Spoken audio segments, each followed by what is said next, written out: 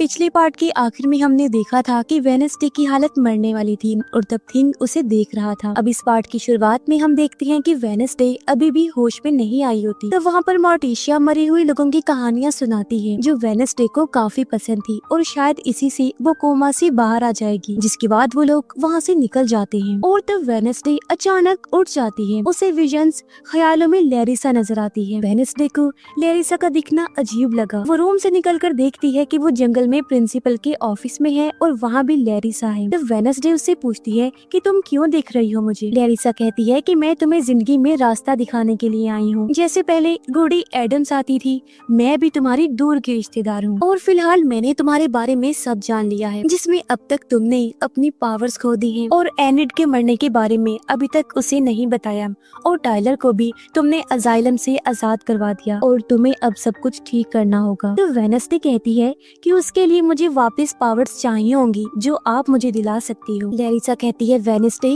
तुम्हारी पावर्स तुम्हारे अंदर ही हैं, तुमने उन्हें गलत तरीके से यूज किया था और अब तुम्हें सब ठीक करना होगा, इसीलिए उठ जाओ। दूसरी तरफ जूडी ने रिपोर्टर्स को बताया कि कुछ टाइम पहले हमारे अजाइलम में लाइट चली गई, जिस वजह से सभी खूंखार कैदी आजाद हो गए और उनके काफी सारे लोग मारे गए और काफी सारे कैदियों को हमने वापस कैद भी कर लिया है और अब सिर्फ 3 कैदी बाहर हैं, जिनमें टाइलर और ज़ॉम्बी भी शामिल थे। शेरिफ कहती है अगर वो किसी को भी दिखे तो पुलिस को बताना होगा और टाइलर जख्मी है जो शहर में कहीं पर छुपा हुआ होगा। कुछ देर बाद एक किलर एक्सपेरिमेंट किए जाने वाले आउटकास्ट को ढूंढ ढूंढ कर मार रहा था और ये काम वो जूडी के कहने पर कर रहा था। जूडी ने उसे आखिरी काम प्रोजेक्ट 1938 को ढूंढकर मारने के लिए कहा क्योंकि वो काफी खतरनाक थी। फिर जूडी वहाँ से आकर वेडनेसडे से मिली, जिसमें वो उसके साथ फिर से अच्छी शुरुआत करना चाहती थी। तो वेडनेसडे कहती है कि बहुत जल्द शेरिफ तुम्हारी खुफिया लैब के बारे में पता लगा लेगी। जूडी ने जवाब दिया कि अब तक तो मैंने वहाँ से सभी चीजें हटा दी हैं और आगे से तुम मेरे रास्ते में मत आना। वेडनेसडे कहती है कि रास्ते में आना ही तो मेरा काम है और पेशेंट 1938 कौन है, क्योंकि उसके बारे में तुमने कुछ भी रिकॉर्ड में नहीं लिखा है। ये सुन वो परेशान हो जाती है लेकिन जवाब नहीं देती। तो वेडनेसडे वहाँ से बाहर निकल गई। तभी वेडनेसडे को टाइलर की तरफ से एक नोट मिला जो धमकी थी, जिसमें वो आज रात वेडनेसडे और एनिड को मारने की बात कर रहा था। तो वेडनेसडे भागकर टाइलर के पास जाने लगी, लेकिन तब तक वो वहाँ से गायब हो चुका था। दूसरी तरफ सायरन लड़की ने अपनी माँ को सेफ जगह पर छुपा दिया था क्योंकि उसके डैड उनकी सायरन पावर्स को यूज करना चाहते थे, जिनके बाद वो सायरन की पावर्स को भी यूज करने वाला था। वेडनेसडे वापस उसके रूम में आ गई, तब उसे वहाँ एनिड मिली। वेडनेसडे को यहाँ भी लैरिसा दिखी जो सिर्फ उसे ही नजर आ रही थी। वो एनिड को कहती है तुम्हें घर जाना चाहिए क्योंकि टाइलर हम दोनों को मारने आने वाला है। लैरिसा वेडनेसडे से एनिड को सच बताने के लिए कहती है कि वो मरने वाली है, लेकिन एनिड वहाँ से अपने वुल्फ गैंग के पास जाने के लिए निकल जाती है। कुछ देर बाद वेडनेसडे टाइलर को रोकने के बारे में सोच रही थी, जहाँ लैरिसा उसकी मदद करना चाहती थी। प्रिंसिपल ने सबको बताया कि आज रात वो लोग आउटकास्ट के लिए एक इवेंट रख रहे हैं। सारे बच्चे कब्रिस्तान के पास होंगे और वो लोग अपने फोरफादर्स यानी अपनी फैमिली के पुराने लोगों को याद करेंगे। तब ये सुनकर बच्चे काफी ज्यादा खुश हो जाते हैं। वेडनेसडे ने आकर प्रिंसिपल को कहा कि रात को टाइलर कब्रिस्तान में हमला कर सकता है। इस पर प्रिंसिपल ने कहा कि रात को कोई भी प्रोग्राम अब कैंसिल नहीं होगा क्योंकि हाइड को इतने सारे आउटकास्ट मिलकर आराम से हरा सकते हैं और म्यूजिक टीचर के पास काफी सारी जानकारी है क्योंकि उसका सामना पहले भी हाइड से हुआ था। पग काफी उदास था और उसने अपने डैड को भी बताया कि मैं अपनी पेट ज़ॉम्बी की वजह से परेशान हूँ जो मेरा दोस्त बन गया था और वो गुम हो गया है। तब उसके डैड ने उसे ढूंढने में पग को मदद करने के लिए कहा ताकि उनका बेटा पग खुश हो सके। दूसरी तरफ किलर को एक केव यानी गार के बाहर पैरों के निशान दिखे, तब वो प्रोजेक्ट 1938 को ढूंढने के लिए अंदर गया। अंदर टाइलर छुपा हुआ था, वो काफी कमजोर था। जहाँ उसे अपने डैड दिखे जो टाइलर से कहते हैं कि तुमने अपने मास्टर को मार दिया है और ये तुम्हारी काफी बड़ी गलती है। तब टाइलर चिल्लाने लगा और उसकी आवाज सुनकर किलर उसी जगह पर आ जाता है। तब पीछे से हाइड आकर उस पर हमला कर देता है और उसने एक ही झटके में किलर की जान ले ली। उसकी आवाज ज़ॉम्बी ने भी बाहर सुन ली थी तो वो भी अंदर जाने लगा। वेडनेसडे म्यूजिक टीचर से पूछती है कि क्या हाइड नया मास्टर बदल सकता है। तब वो कहती है कि अगर तुम टाइलर के ऊपर ही करने का सोच रही हो तो चीजें खराब हो सकती हैं। उधर ज़ॉम्बी ने किलर की बॉडी को खा लिया था, जिससे वो धीरे धीरे ठीक होने लगा। वेडनेसडे ने टाइलर की मास्टर की डायरी पढ़नी शुरू की, जिसमें वो समझ सकी कि कैसे हाइड की नई मास्टर वो बन सकती है। तभी यहाँ पर मोर्टिशिया आई और वो वेडनेसडे से ठीक से बात नहीं कर पा रही थी क्योंकि वो बिजी थी। मोर्टिशिया को भी फिर पता चल गया था कि वेडनेसडे टाइलर की मास्टर की डायरी पढ़ रही है, क्योंकि वो एक लिक्विड बनाना चाहती है ताकि टाइलर की मास्टर बन सके। तब मोर्टिशिया और लैरिसा को वेडनेसडे का ये प्लान बिल्कुल ठीक नहीं लगा, क्योंकि उसके पीछे जाना रिस्की था। रात होने पर पग और उसके डैड ज़ॉम्बी को ढूंढते हुए शहर के एक इवेंट में पहुंचे। ज़ॉम्बी ने भी उन्हें देख लिया था और वो उनके पीछे जाता है। पुलिस वालों ने किलर की लाश देखी। उन्हें पता चला कि उस पर हाइड और किलर दोनों के हमलों के निशान थे। ये कैसे हो सकता था, ये चीज उन्हें समझ नहीं आ रही थी। तब इस बारे में शेरिफ ने रेडियो पर बताया। तब रेडियो की न्यूज दूसरी तरफ प्रोजेक्ट 1938 ने भी सुनी, जिसे वेडनेसडे ने आजाद कर दिया था। एग्नेस, जो कि वेडनेसडे की साथी है, उससे आकर मिलती है। उसने बताया कि रात को नाइट शेड की खुफिया मीटिंग होने वाली थी।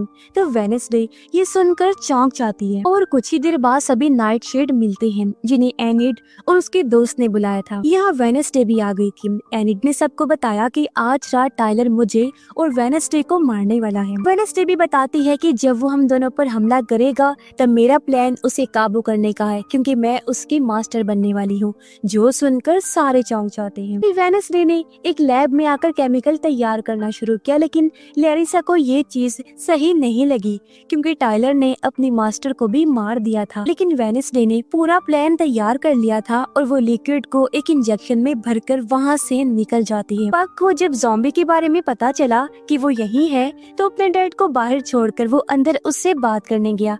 तब ज़ॉम्बी ने कहा, पग मेरे दोस्त, मेरा दिमाग ही मुझे पूरी तरह से ठीक कर रहा है और मेरी मदद यहाँ से भागने में करो, मैं तुम्हें बाद में आकर मिलूंगा। पग मान गया और बाहर आकर उसने अपने डैड से झूठ बोला कि वो नहीं मिला और वो दुखी होने का नाटक करता है। प्रोजेक्ट 1938 मोर्टिशिया से आकर मिली, जिसका असली नाम फेरी था। ये दोनों एक साथ पढ़ती थी।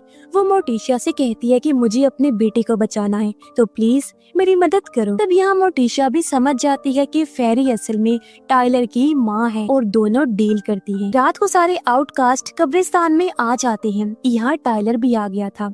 तब एनिड उसे अपने पीछे लगाकर एक जगह पर लेकर आई, जहाँ उसके सभी साथी थे। टाइलर को वो लोग पागल कह रहे थे, क्योंकि उसने अपने ही मास्टर को मार दिया था। ये सुन वो गुस्से से भड़क गया और हाइड बन गया और उसने सबको दूर फेंक फेंक के मारा और वो एनिड को मारने जाता है। तभी वहाँ पर वेडनेसडे उसे आकर कहती है, पहले तो मैं तुमसे प्यार करती थी और अब मैं तुम्हारी नई मास्टर बनने वाली हूँ। तभी यहाँ पर एक दूसरी हाइड आ गई। उसने टाइलर को उठाकर दूर फेंक के मारा और वो वेडनेसडे को मारने गई। तब मोर्टिशिया ने आगे आकर कहा कि हमारे ये डील नहीं हुई थी। तब ये सुनकर वो हाइड टाइलर को लेकर वहाँ से चली जाती है। वेडनेसडे कहती है कि ये वाली हाइड फेरी है, टाइलर की माँ और आपके बीच में क्या डील हुई? तो मोर्टिशिया कहती है कि फेरी अपने बेटे के साथ शहर को छोड़ देना चाहती है और इसी वजह से वो चले गई। यही हमारा वादा हुआ था। रात होने पर वेडनेसडे फिर से अपना नॉवल लिखने लग जाती है। उधर ज़ॉम्बी यानी कि आइजैक जोडे के घर आकर उसे जान से मार डालता है और तब तक फेरी और टाइलर भी साथ में थे। एनिड जब डांस प्रैक्टिस कर रही थी तो अचानक वो वेयरवुल्फ में बदल जाती है और वहाँ से भाग गई। ये चीज म्यूजिक टीचर ने भी देख ली। आज पूरे चांद की रात तो नहीं थी, इसलिए वो काफी चौंक जाती हैं। अब हम वेडनेसडे को देखते हैं, जो एनिड के जैसे कपड़े पहनकर उस जैसी ही हरकतें कर रही थी। फिर वो बाहर आकर एनिड की तरह सब लोगों से मिलकर नाच रही थी। सब लोग उसे इस हालत में देखकर कंफ्यूज्ड हो जाते हैं। फिर कहानी 17 घंटे पहले की दिखाई गई, जहाँ प्रिंसिपल ने स्कूल में कर्फ्यू लगा दिया था ताकि सभी बच्चे सेफ रह सके। फिर वेडनेसडे लैरिसा से मिली और वो कहती है कि वेडनेसडे तुमने 2 हाइड्स को आजाद कर दिया है। मुझे फ्यूचर का पता है, जिसमें एनिड अभी भी मरने वाली है और तुम्हें ये रोकना होगा। तुम्हें अपने पावर्स के बारे में जानना है ना, तो मैं तुम्हें बता देती हूँ कि तुम्हारी पावर्स तुम्हारी फैमिली से जुड़ी हुई है और एडम्स की पावर उनकी फैमिली की नजदीकियों से ही उन्हें मिलती है और तुम्हारा रिश्ता तुम्हारी माँ से ठीक नहीं है, इसलिए तुम्हारी पावर्स चली गई है। तुम्हें अपनी माँ से अपने रिश्ते को सुधारना होगा, लेकिन वेडनेसडे को अपनी माँ के साथ रिश्ते को ठीक करना सही नहीं लगता। वेडनेसडे प्रोफेसर से मिली और उससे फेरी के बारे में पूछती है। उसने बताया कि फेरी का तो मुझे नहीं पता, लेकिन उसका जो भाई था आइजैक, वो मेरा सबसे खास स्टूडेंट था। उसी ने मेरे लिए ये मशीन बनाई थी जिस वजह से मैं आज भी जिंदा हूँ। और आइजैक काफी ज्यादा एक्सपेरिमेंट करता था,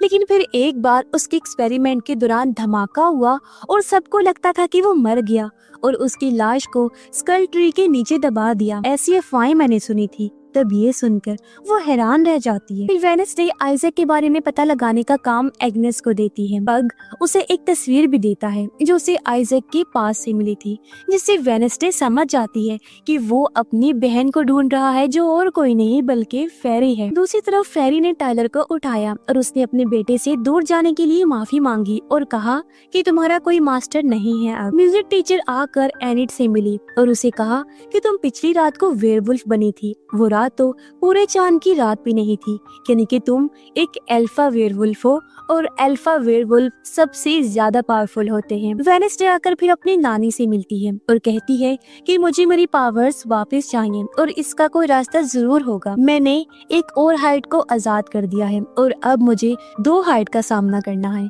नानी बताती है सबसे पावरफुल रेवन रोजा है और उसी के घर में तुम्हारे मॉम डैड रह रहे हैं। उसके कब्र के ऊपर एक मंत्र लिखा हुआ है और अगर उसे कोई छूकर मंत्र पढ़ता है तो उसकी पावर्स उसे वापस मिल सकती हैं। फिर रात को वेडनेसडे वहाँ पर जाने के लिए निकल पड़ती है तो एनिट कहती है कि तुम बाहर नहीं जा सकती क्योंकि स्कूल में कर्फ्यू है और अगर किसी ने भी कर्फ्यू तोड़ा तो उसके सभी साथियों को गाला इवेंट से बैन कर दिया जाएगा। तो वेडनेसडे कहती है मैंने टाइलर और फेरी को आजाद कर दिया है और अब मैं शांत नहीं बैठ सकती और मुझे अकेले जाकर उन सब चीजों को ठीक करना होगा। जो कहकर वो वहाँ से निकल जाती है। कुछ देर बाद थिंग ने आकर एनिट को बताया कि म्यूजिक टीचर उनका रूम चेक करने के लिए आने वाली है। तब एनिट वेडनेसडे को वापस लाने के लिए निकलती है। वेडनेसडे आई और रोजा की कब्र पर हाथ रख के मंत्र याद करने लगती है। तब उसने विजन देखा जिसमें वो रोजा के घर में एक खुफिया कमरे में गई जहाँ रोजा उसके आने की वजह पूछती है। वेडनेसडे कहती है कि मुझे मेरी पावर्स वापस चाहिए, बहुत सारे लोगों की जान खतरे में है, इसीलिए प्लीज मेरी मदद करो। तब रोजा ने वेडनेसडे के हाथ को एक मोमबत्ती पर रखकर अपनी पावर्स को कुछ देर के लिए वापस लेने के लिए कहा, लेकिन अगर उसने अपने हाथ को टाइम से पहले हटा दिया तो गड़बड़ हो सकती थी। तो वहाँ पर वेडनेसडे ने मोमबत्ती को छूकर पावर्स लेना शुरू किया, लेकिन एनिट ने आकर वेडनेसडे का हाथ कब्र से दूर किया, जिसकी वजह से मंत्र में गड़बड़ हो गई। उन दोनों ने एक दूसरे को देखा और वो वहीं पर बेहोश हो जाती है। अगले दिन दोनों जब अपने कमरे में उठी तो उन्हें अपनी अपनी बॉडीज काफी अजीब लगी। फिर वो चिल्लाने लगी क्योंकि उन दोनों की बॉडीज एक दूसरे के साथ बदल चुकी थी और अब वेडनेसडे एनिट बन चुकी थी और एनिट वेडनेसडे। यहाँ लैरिसा भी थी जो कहती है कि तुमने मंत्र के रूल को तोड़ा है तो तुम्हें सजा मिलेगी। दोनों अपनी अपनी बॉडी में वापस जाना चाहती थी, इसलिए वेडनेसडे लैरिसा से पूछती है हम वापस अपनी बॉडीज में कैसे जाएं? तब उसने कहा कि ये तुम खुद पता लगाओगी। तो वेडनेसडे एनिट से कहती है कि हमें सब कुछ ठीक करना होगा, लेकिन तब तक हमें सबके सामने नॉर्मल रहना पड़ेगा और किसी को भी इस बारे में बताना नहीं। अब एनिट को वेडनेसडे बनना सिंपल लगा, लेकिन एनिट की स्टाइल से सबको समझ में आने लगा था कि कुछ तो गड़बड़ है। तभी एनिट को वहाँ एग्नेस मिली जो वेडनेसडे समझकर उससे बात कर रही थी। वेडनेसडे ने कहा कि मुझे अपना डेली वाला मिल्क शेक पीना है। एग्नेस ने उसे बताया कि आपको तो रंगों से एलर्जी है ना। इस पर एनिट ने कहा कि ऐसा तो कुछ नहीं है, वो तो मैंने झूठ बोला था, और वो मिल्क शेक पीकर आगे बढ़ जाती है। एनिट का दोस्त जब उसे मिलने आया तो वेडनेसडे ने उसे काफी मारा और खुद से दूर रहने के लिए कहा, जिससे वो काफी कंफ्यूज्ड हो जाता है कि आज एनिट को क्या हो गया। उधर एनिट को वेडनेसडे की बॉडी में रंगों की वजह से इन्फेक्शन होने लगा और उसके जिस्म पर काफी सारे दाग बन गए थे, लेकिन तभी मोटिशिया ने उसे लगाने के लिए क्रीम दी जिससे वो कुछ ठीक हो गई। आज मोटिशिया को वेडनेसडे थोड़ी अजीब लगती है। उसने फिर वेडनेसडे को बताया कि आज फैमिली डिनर है और तुम्हें आना ही होगा। फिर वो वहाँ से निकल जाती है। तब तक वेडनेसडे कब्र पर वापस आई और उसने हाथ रखा, लेकिन मंत्र बोलकर कुछ नहीं हो रहा था। तब लैरिसा ने बताया कि तुमने ये एनिड के साथ गड़बड़ की थी, तो तुम इसे अकेले नहीं ठीक कर सकती, और पहले भी 2 रेवन ने ये गड़बड़ की थी और 24 घंटे के अंदर वो मर चुकी थी। अब शायद इसी तरह से तुम एनिड को मारने वाली हो। तब वेडनेसडे ये सुनकर चौंक जाती है। दूसरी तरफ फेरी टायलर का ख्याल रख रही थी, तभी दरवाजे पर नॉक हुआ। उनके अंडरग्राउंड फैसिलिटी में इस बार आइजैक आ चुका था। फेरी उसे जिंदा देखकर चौंक गई, क्योंकि उसका भाई आइजैक मर चुका था। लेकिन आइजैक ने बताया, बहन मैंने तुम्हें काफी ज्यादा मिस किया। फिर वो दोनों बहन भाई मिलकर बहुत खुश होते हैं और वो अपने भांजे टाइलर को देखकर भी खुश होता है। तभी फेरी की तबीयत खराब होने लगी और उसने आइजैक को बताया कि हाइड ज्यादा दिनों तक जिंदा नहीं रह सकती, और आइजैक हमेशा से यही चाहता था कि वो अपनी बहन की पावर्स को खत्म करके उसे नॉर्मल इंसान बना सके।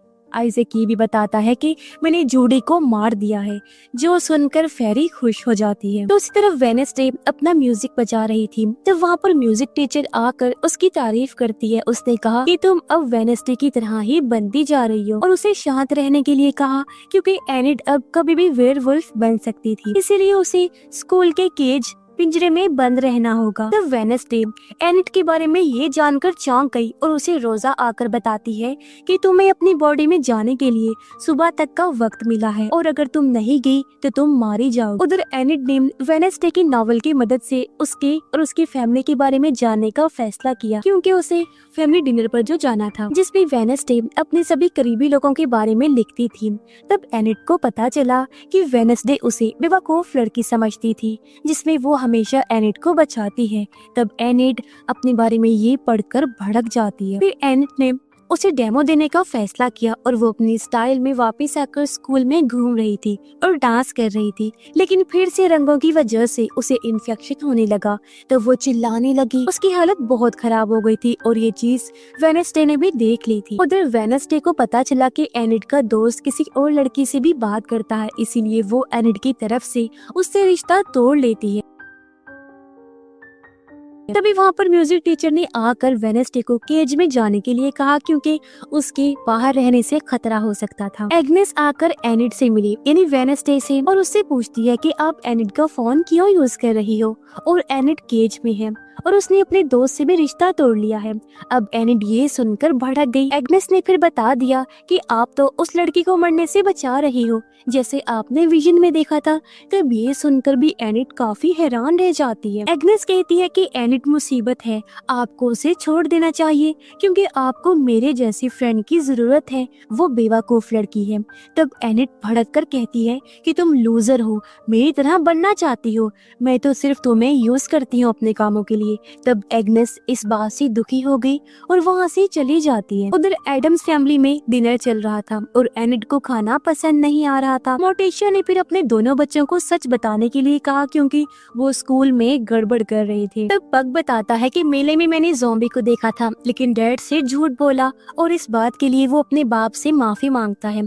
तब उसके डैड पग को सजा देने के लिए उसे वहाँ से बाहर ले जाते हैं। तब वहाँ मोर्टिशिया और एनिड बैठे थे। मोर्टिशिया को आज वेडनेसडे थोड़ी अजीब लगी और उसने लैरिसा को सामने आने के लिए कहा, क्योंकि वो उसे फील कर सकती थी। यानी अब लैरिसा मोर्टिशिया को भी दिखने लगी, लेकिन एनिड उसे नहीं देख पा रही थी। लैरिसा ने बताया कि मैं वेडनेसडे को रास्ता दिखाने के लिए आई हूँ, और असल में ये वेडनेसडे नहीं बल्कि एनिड है, क्योंकि तुम्हारी माँ ने उसे रोजा के पास भेजा और अब उनकी बॉडीज बदल चुकी हैं। तब एनिड ने कहा कि हाँ यही सच है, और वेडनेसडे स्कूल के अंदर एक केज में है। लैरिसा कहती है कि हमें उन्हें आजाद करना होगा, वरना उनकी जान खतरे में हो सकती है। तब मोर्टिशिया ने एनिड को जाकर वेडनेसडे को आजाद करने के लिए कहा, जिसे वो दोनों साथ में मिलकर हमेशा जिंदा रह सके। दूसरी तरफ स्कूल में ऑफिसर से आइजैक आकर मिला।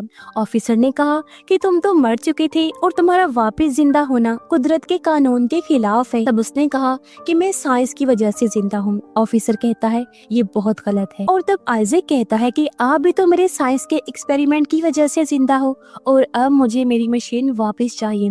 फिर आइजैक ने ऑफिसर के मशीन पावर सोर्स को निकाल दिया, जिससे ऑफिसर फौरन मारा जाता है, और तब आइजैक उसे खाने लगता है। ये चीज एग्नेस ने भी देख ली और वो चिल्लाते हुए वहाँ से डरकर भाग गई। फिर आइजैक बाहर अपनी कार में आया जहाँ उसके साथ टायलर और फेरी भी थी। आइजैक ने बताया कि उस स्कूल की मशीन को पावर सोर्स मैं दे दूंगा, जिससे फेरी के अंदर से हाइड को मैं निकाल दूंगा। वो लोग फिर आगे बढ़ जाते हैं। तब उनकी कार में एग्नेस भी थी। जी हाँ, उसके साथ कार में जूडी की लाश भी थी, जिसे देखकर वो डर जाती है। उधर स्कूल के केज में वेडनेसडे आकर एनिड से मिली। फिर एनिड ने कहा कि एग्नेस ने मुझे बताया है कि मैं मरने वाली हूँ और मुझे अब तुम पर भरोसा नहीं है और कैसे भी मुझे वापिस अपनी बॉडी में जाना है। तभी एनिड को एग्नेस का फोन आया और उसने बताया कि मैंने आइजैक को ढूंढ लिया है और फिलहाल वो टायलर और फेरी के साथ जा रहा है और मैं उसकी कार की डिग्गी में छुपी हुई हूँ, जिसमें मेरे साथ जूडी की लाश भी है और मैंने आपको लोकेशन भेज दी है। तब वेडनेसडे ने उसका पीछा करने का फैसला किया और वो एनिड के साथ वहाँ से निकल जाती है। कुछ देर बाद पावर सोर्स से विलो हॉल स्कूल की मशीन को आइजैक ने स्टार्ट कर दिया था, जो कि उसने ही बनाई थी और वो अपनी बहन को अब हाइड बनने के कर्ज शराब से आजाद करने वाला था। तब टायलर ये सुनकर भड़क गया क्योंकि उसे हाइड बनना शराब नहीं लगता था। तब फेरी ने बताया कि बेटा, हाइड ज्यादा दिनों तक जिंदा नहीं रह सकती। आइजैक ने भी कहा कि अगर वो हाइड रहेगी ही नहीं तो हमेशा जिंदा रह सकती है। फिर वो दोनों बाहर आए और उन्होंने मशीन की पावर को बढ़ाना शुरू किया, लेकिन तब तक टायलर ने एग्नेस को पकड़ लिया था। टायलर ने बताया कि वेडनेसडे की दोस्त है। आइजैक ने उसे केज में बंद करने के लिए कहा क्योंकि वो एक्सपेरिमेंट के बाद एग्नेस को खाने वाला था, लेकिन तब तक वहाँ वेडनेसडे और एनिड भी आ चुकी थी और दोनों ने देखा कि आइजैक फेरी को मशीन की पावर से ठीक कर रहा था। तो वेडनेसडे ने एग्नेस को आजाद करवाने की कोशिश की। तब टायलर आ गया, लेकिन पीछे से एनिड ने टायलर पर हमला किया। तब वेडनेसडे ने टांग मारकर टायलर को दूर फेंका और वहीं पर वो बदलने लगी, वो वेयरवुल्फ बन रही थी। तब एनिड ने एग्नेस को आजाद कर दिया और तब तक वेडनेसडे बदलकर वेयरवुल्फ बन गई थी और तब टायलर ने उसे अंदर कैद कर दिया। एग्नेस ने इनविजिबल होकर मशीन में गड़बड़ करना शुरू कर दिया। आइजैक और टायलर दोनों फेरी को बचाने में लग गए। वेडनेसडे जो वेयरवुल्फ बनी हुई थी बाहर आई। टायलर भी हाइड बनने वाला था, लेकिन फेरी उसे रोक देती है और तब वेडनेसडे ने उसे पकड़ लिया। एनिड ने उसे वहाँ से निकलने के लिए कहा क्योंकि मशीन ब्लास्ट होने वाली थी। तो वेडनेसडे टायलर को फेंक कर वहाँ से निकल गई और तब फेरी, टायलर और आइजैक भी पास की कैबिन में छुप गई और पूरी मशीन वहाँ पर धमाके में उड़ जाती है। कुछ देर बाद वेडनेसडे वापस एनिड के रूप में आ चुकी थी और उसने एनिड की पावर की तारीफ की, जिससे अब एग्नेस को समझ आई कि दोनों की बॉडीज बदल गई हैं। फिर वेडनेसडे एनिड के साथ रोजा की कब्र पर आई और उसने एनिड के साथ पत्थर को छुआ। फिर दोनों ने एक दूसरे के बारे में बताना शुरू किया, जिसमें एनिड कहती है कि वेडनेसडे तुम काफी बहादुर हो। तो वेडनेसडे ने एनिड के बारे में बताना शुरू किया कि एनिड काफी ज्यादा पावरफुल है और वेडनेसडे ने उसे कमजोर समझा था, जो उसकी भूल थी। तभी वहाँ एक बिजली चमकी और दोनों नीचे गिर पड़ी और फिर उनकी बॉडीज उन्हें वापस मिल जाती हैं, जिस वजह से वो दोनों काफी खुश होती हैं। फिर वेडनेसडे को लैरिसा दिखी, जो उसे डार्क वर्ल्ड में लेकर गई और उसने बताया कि एनिड अब नहीं मरने वाली है, लेकिन अब कोई एडम्स फैमिली में से मरने वाला है। उसने वेडनेसडे को एडम्स फैमिली मेंबर की कब्र भी दिखाई, जिसके ऊपर उसका फिलहाल नाम नहीं लिखा था। इसके बाद हम 15 साल के पहले का टाइम देखते हैं। हमें पता चलता है कि सायन लड़की का बाप और प्रिंसिपल आपस में दोस्त थे और वो प्रिंसिपल ही था जो दोनों माँ बेटे की सायरन पावर्स का यूज करके पैसे कमाना चाहता था और ये काम वो सायरन के बाप से भी करवा रहा था। यही वजह थी कि दोनों माँ बेटे उससे दूर रहती थी। वेडनेसडे एनिड को बताती है कि अब तुम मरने वाली नहीं हो और मेरी फैमिली में से कोई मरने वाला है। एग्नेस कहती है कि मैंने आइजैक की फाइल ढूंढ ली है, जिसे तुम पढ़ सकती हो। कुछ देर बाद वेडनेसडे आकर अपनी फैमिली से मिली। उसने अपने मॉम डैड को बताया कि आप दोनों के काफी सारे राज हैं, जो कि मुझे कभी भी पता नहीं चले, जिसमें पग का ज़ॉम्बी असल में आइजैक है और डैड वो तो आपका रूममेट और दोस्त भी था ना। तब उसके डैड ने बताया कि वो मेरा दोस्त था, लेकिन जो बूढ़ा आदमी यानी जूडी का बाप एक्सपेरिमेंट्स करता था, वो आइजैक को अपने काम के लिए इस्तेमाल करता था और मैं बस आइजैक को बचाना चाहता था। तो वेडनेसडे कहती है कि अब वो पूरा जिंदा हो चुका है और फेरी के साथ वो मिल चुका है फिर वो अपनी मॉम को बताती है कि अब एनिट नहीं बल्कि हमारी फैमिली में से कोई मरने वाला है। म्यूजिक टीचर एनिट को कहती है कि 2 दिनों में पूरे चांद की रात आने वाली है और उस रात को अगर तुम वेयरवुल्फ बनी तो जिंदगी भर तुम वेयरवुल्फ ही बनी रहोगी। इसके बाद और भी बुरी चीजें हो सकती हैं, जिसमें अगर तुम अल्फा वेयरवुल्फ बनती हो तो दुनिया के सभी वुल्फ तुम्हें ढूंढ कर मारने के लिए आएंगे, इसलिए तुम्हें अपनी जान बचाने के लिए रोज रात को केज में ही रहना पड़ेगा। उधर वेडनेसडे फेरी, आइजैक और टायलर की लोकेशन पर आई, जहां उसे एक बटरफ्लाई मिली, जिसे लेकर वो पग के साथी के पास आई। अब ये बटरफ्लाई आइजैक इन्हीं ज़ॉम्बी की थी। ये जानकर पग खुश होता है। तब पग के दोस्त ने बताया कि बटरफ्लाईज अपने मालिक के पास आती जाती रहती हैं और ये खुद ही आइजैक को ढूंढ लेंगी। पग बताता है कि मेरा कोई दोस्त नहीं था, इसलिए मैंने आइजैक को दोस्त बनाया था, जो कहकर वो चला जाता है। अब वेडनेसडे बटरफ्लाई का यूज करके आइजैक को ढूंढने का काम पग के साथी को देती है। प्रिंसिपल वेडनेसडे की नानी को स्कूल का नया डिजाइन दिखाता है, जो कि वो गाला इवेंट में रखने वाला था।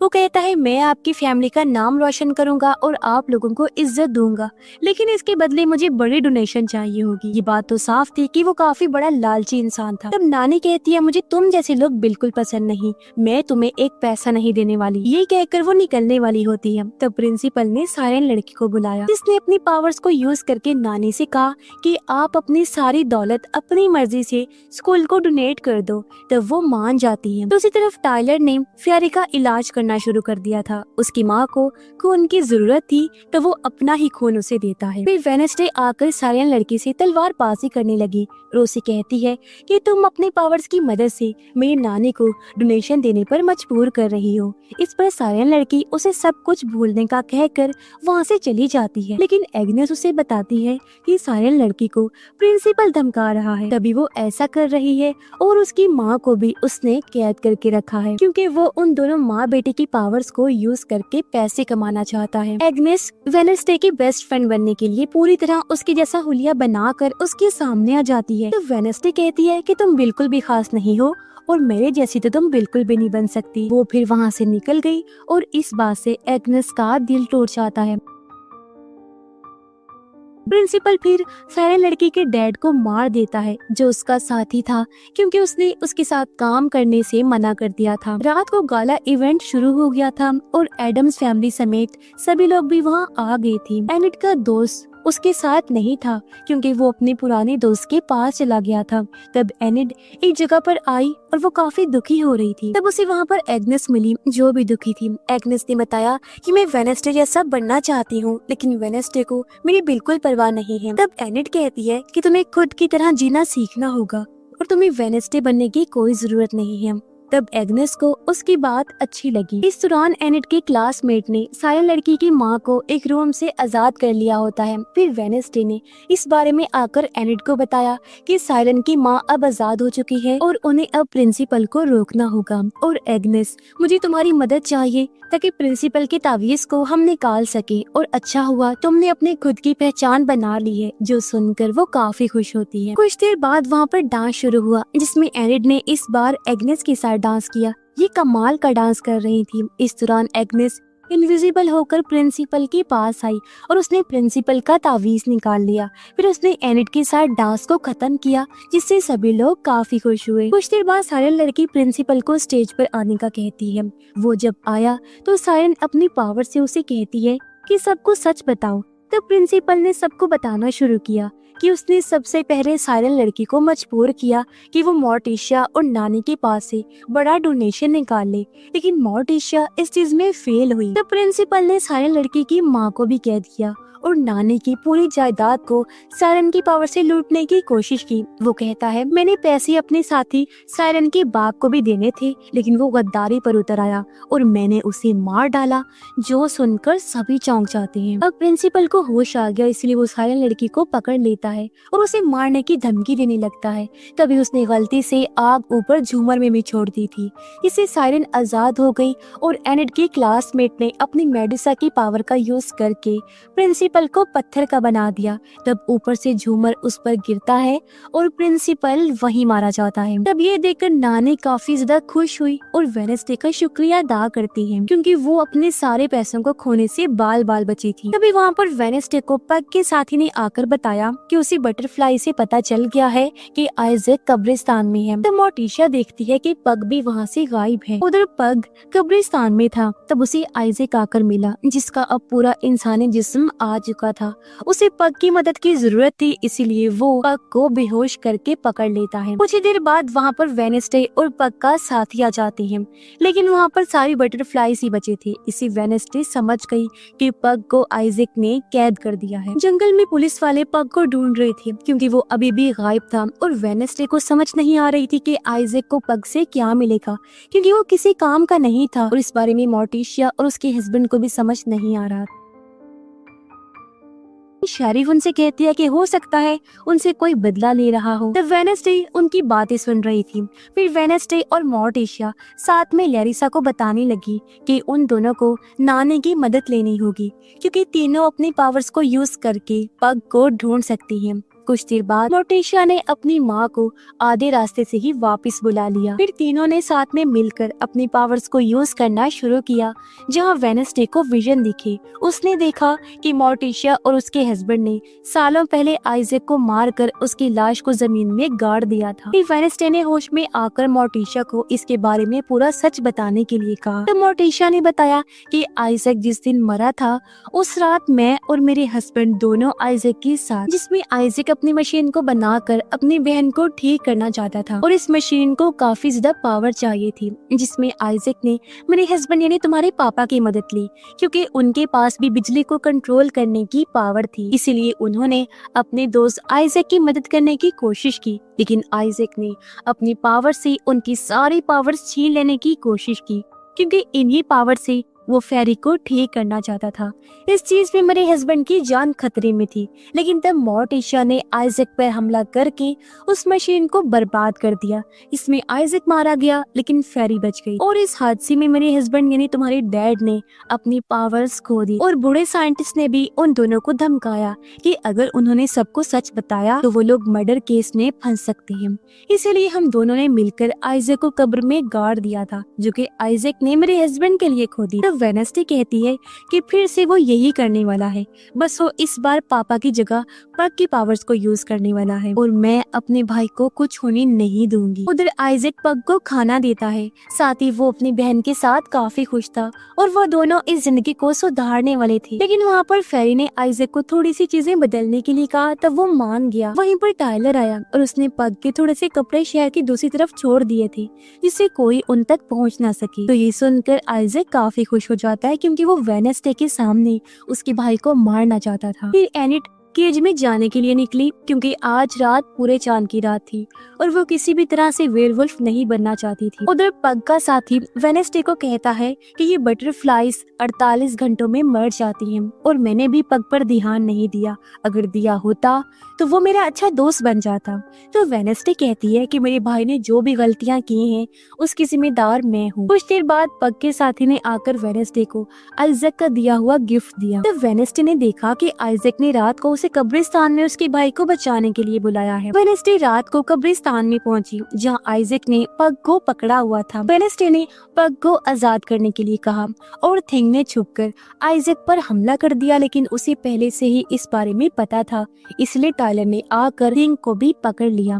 फिर आइजैक ने वेनेसडे को बताया कि थिंग कभी भी तुम्हारी फैमिली से नहीं था, और फिर उसने दिखाया कि थिंग उसी का हाथ था जिसे मोर्टिशिया ने काट दिया था। इससे वेनेसडे समझ जाती है कि थिंग असल में आइजैक का कटा हुआ हाथ होगा, और कहानी हमें पास्ट की दिखाई गई, जिसमें आइजैक अपने पावर्स को यूज करने वाला था, तब मोर्टिशिया ने इसी हाथ को काट दिया था। तब आइजैक अपने पावर्स को ठीक से यूज नहीं कर पाया, इस वजह से मशीन फट पड़ी, और मशीन से थिंग जिंदा हो चुका था। और फिर वो मोर्टिशिया और उसके हस्बैंड को मिला। प्रेजेंट में आइजैक ने थिंग को अपनी बॉडी से जोड़ दिया था, और उसे सीने के बाद वो पूरी तरह से आइजैक के जिस्म का हिस्सा बन चुका था, और फिर आइजैक ने वेनेसडे को पकड़ लिया और उसे जमीन में पूरी तरह से गाड़ कर उसके ऊपर काफी ज्यादा मिट्टी डाल दी थी और उसे वहीं पर मरने के लिए छोड़ देता है। फिर वो तीनों वहाँ से निकले और स्कूल की लैब में जाने वाले थे, लेकिन तब वहाँ पर छुपकर एग्नेस ने ये सभी चीजें देख ली थी। फिर एग्नेस ने आकर इस बारे में एनेट को बताया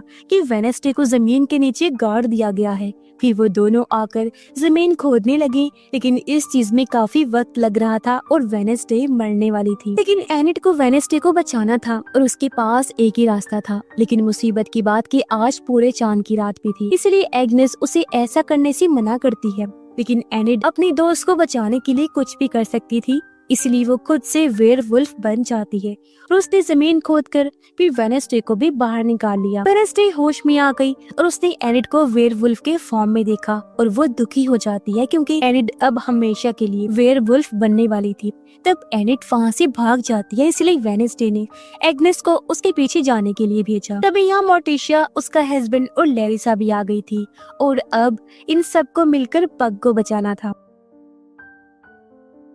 उधर स्कूल के टावर में आइजैक ने अपने हाथ के मिलने से पावर्स को यूज करके मशीन को ठीक करना शुरू कर दिया था और नीचे वेनेसडे नाराज थी क्योंकि उसकी मॉम डैड ने थिंग वाला राज भी उससे छुपा के रखा हुआ था। और वेनेसडे अपने डैड को पुलिस को फोन करने का कहती है और खुद मोर्टिशिया के साथ ऊपर जाती है। तब तक आइजैक ने इस मशीन को तैयार कर लिया था और फिर फेरी ने आगे बढ़ने के लिए कहा और तब आइजैक ने अपनी पावर से टायलर को भी कैद कर दिया, फिर उसे पूरी तरह से बांध देता है। तब फेरी कहती है कि बेटा, मैं तो वैसे भी मरने वाली हूँ और मैं तुम्हें इस तरह मरने नहीं दे सकती। तब टायलर हाइड बनने की पावर खोना नहीं चाहता था, लेकिन फेरी उसके लिए यही चाहती थी। फिर आइजैक ने पग की बिजली को कंट्रोल करने और बिजली छोड़ने की पावर्स को खींचना शुरू किया और इससे वो टायलर को ठीक करने लगा था। लेकिन वहाँ पर वेनेसडे ने आकर टायलर को मारने की जगह उसे आजाद कर दिया और फिर वो पग को बचाने के लिए जाती है। तब टायलर वहाँ पर हाइड बन गया और उसने आइजैक को पकड़कर उसे नीचे फेंक दिया। तब ये देखकर फेरी काफी दुखी हुई और टायलर काफी भड़का हुआ नीचे जाता है। तब वेनेसडे माँ बेटे की लड़ाई देखने के लिए काफी ज्यादा खुश होती है। इसमें नीचे टायलर ने फेरी को फेंक के मारा और तब फेरी भी हाइट बन गई और वो दोनों लड़ने लगते हैं। लड़ते लड़ते बिल्डिंग से बाहर चले गए। तब वेनेसडे अपने भाई के साथ भाग रही थी। यहाँ फिर एक काफी बड़ा धमाका हुआ जिसमें लैब फिर से बर्बाद हो जाती है। फेरी नीचे गिर रही थी। तब टायलर अपनी माँ को बचाने गया, लेकिन फेरी अपने बेटे को बचाने के लिए अकेली नीचे गिरकर मारी जाती है और ये चीज नीचे शेरिफ भी देख लेती है और तब टायलर अपनी माँ के मरने से काफी दुखी हुआ। दूसरी तरफ वेनेसडे की फैमिली उठी। सबने देखा कि मोर्टिशिया जख्मी है, लेकिन अभी भी वो जिंदा थी। इसमें पूरी फैमिली प्रेडिक्शन के बाद भी बच गई थी, जिससे वो काफी खुश हो रहे थे। लेकिन तब आइजैक ने अपनी पावर से वेनेसडे को मारने की कोशिश की, क्योंकि वेनेसडे की ही वजह से आइजैक ने अपनी बहन को खो दिया था। तब वहाँ उन्होंने थिंग को अपनी फैमिली को याद करने के लिए कहा, एडम्स फैमिली को, और वापस आने के लिए कहते हैं। तब आइजैक कहता है कि वो तुम्हारा हिस्सा नहीं है बल्कि मेरा हिस्सा है। और तब वेनेसडे ने थिंग और आइजैक को अलग करने के लिए कुल्हाड़ी को फेंका, लेकिन वो चूक जाती है। और तब वहाँ पर थिंग ने फिर से खुद को कंट्रोल में ले लिया और उसने आइजैक पर हमला कर दिया और उसके जिस्म से दिल निकाल लिया जो मशीन का बना हुआ था।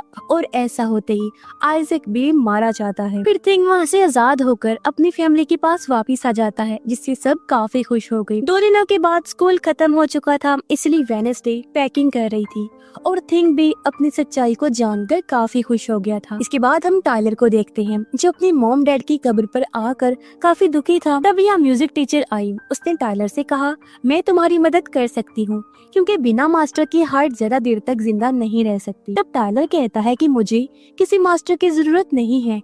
और तब टीचर ने कहा कि मैं हाइड को काफी अच्छे से जानती हूँ, क्योंकि मेरे डैड भी हाइड थे और हाइड के ग्रुप के बारे में मुझे काफी जानकारी है। तब टायलर म्यूजिक टीचर के साथ जाने के लिए मान जाता है। उधर पग और उसका दोस्त भी हमेशा साथ रहने का वादा करते हैं, इसमें वो बेस्ट फ्रेंड बन जाएंगे। मोर्टिशिया वेनेसडे को उसकी आर्ट की डायरी देती है, क्योंकि अब वो वेनेसडे से कोई बात छुपाना नहीं चाहती थी, जिससे वेनेसडे भी काफी खुश होती है। और तब लैरिसा दोनों को साथ में देखकर खुश हुई और कहती है कि तुम्हारी माँ के साथ तुम्हारा रिश्ता ठीक हो गया है, इसलिए अब तुम्हारी पावर्स भी तुम्हें वापिस से मिल जाएंगी और मेरा काम यहाँ पर खत्म हुआ, तो अब मुझे जाना होगा। फिर लैरिसा वेनेसडे को बाय बोलकर हमेशा के लिए वहाँ से चली जाती है। कुछ देर बाद वेडनेसडे को लेने के लिए यहाँ पर अंकल आए। वेडनेसडे खुश थी और दोनों निकलने लगे। इसमें वेडनेसडे ने एक और साल इस स्कूल में खत्म कर दिया था। उधर म्यूजिक टीचर भी टाइलर को लेकर शहर से निकल रही थी और वेडनेसडे अब अपनी आर्ट की डायरी पढ़ना शुरू करती है। तब उसे वहाँ पर एक डोर दिखाई दिया। साथ ही वेडनेसडे को अब एनिट को भी बचाना था, जो जंगलों में घूमते हुए छुप रही थी। फिर वेडनेसडे को अपनी आर्ट के विजन नजर आई और वो भी वेडनेसडे के विजन्स देख रही थी। दोनों एक दूसरे को ही देखती हैं। इसके बाद हम वेडनेसडे की नानी को देखते हैं, जो अपने घर पर आ गई थी, जहाँ वो एक दरवाजा खोलती है, जिस कमरे के अंदर उसने अपनी बेटी यानी वेडनेसडे की आर्ट मोर्टिशिया की बहन को कैद करके रखा हुआ था, यानी वो जिंदा थी। और वहाँ दीवार पर उसने लिखा था कि वेडनेसडे को मरना होगा, और ये चीज नानी ने भी पढ़ ली थी। और इसी के साथ ये सीजन इधर ही खत्म हो जाता है।